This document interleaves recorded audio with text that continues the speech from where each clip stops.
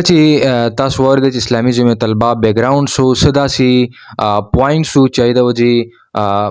اسلامیست او اسلامیک مایند خلکو او سټوډنټانو دا وګڼله چې اسلامي جمعیت طلبه غي جوړول ډیر زیات ضروری دي. نو خبرې اترې به کوو چې اسلامي جمعیت طلبه اوس مقصد څه دی، مطلب دی څه مقاصد داسې راوړي سټوډنټان ته پیش کوي او سټوډنټان د ځان سره شاملي. عبدالرحمن بھائی څنګه چې ما وویل کنه چې اسلامي جمعیت طلبه د یو واضح او ښکلی تنظیم دی چې دا د سټوډنټانو په هر لحاظ کې د هغې د طریقې د هغې د کامیابۍ چې کوم دی سوچ کوي. نو اسلامي جمعیت طلبه ځان ته چې کوم ټارګټ یې دی هغه دا دی چې او کوم نصب العین دی هغه دا دی چې الله اور اس کے رسول صلی اللہ علیہ وسلم کے بتائے ہوئے اصولوں کے مطابق انسانی زندگی کی تعمیر کے ذریعے رضا الہی کا حصول. د اسلامي جمعیت طلبه واضح نصب العین دی چې موږ به د الله او د هغه د رسول صلی الله علیه وسلم چې کوم اصول دي د هغې په رڼا کې به موږ د انسان ژوند جوړو، د هغې کردار به جوړو، د هغې اخلاق به جوړو، د هغې معاملات به جوړو، د هغې عقیده به جوړو، د هغې چې کوم ایمانیات دي هغه به جوړو. او د دې په نتیجه کې به زموږ بل هېڅ آپشن نه وي، بلکې موږ به صرف چې کوم دی د الله رب العالمین رضا حاصلو. موږ چې کوم چونکې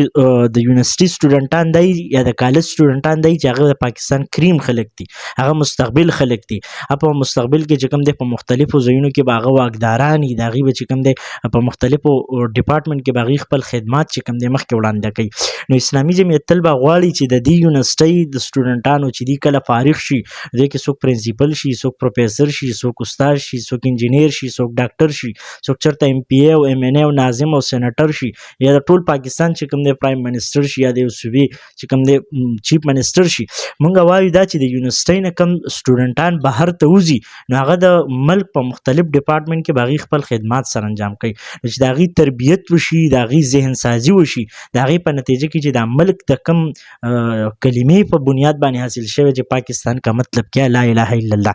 دغه ذهن والا خلک د پاکستان مستقبل جوړ شي او پاکستان چې کوم دی پرمختګ وکړي، مخکې چې کوم دی لاړ شي. نو مقصد هم دغه دی چې په یونیورسټو کې د اسلام صحیح تصور نوجوانانو ته د الله او د هغه د رسول صلی الله علیه وسلم یعنی د قرآن او د حدیث په ذریعه باندې ورسي،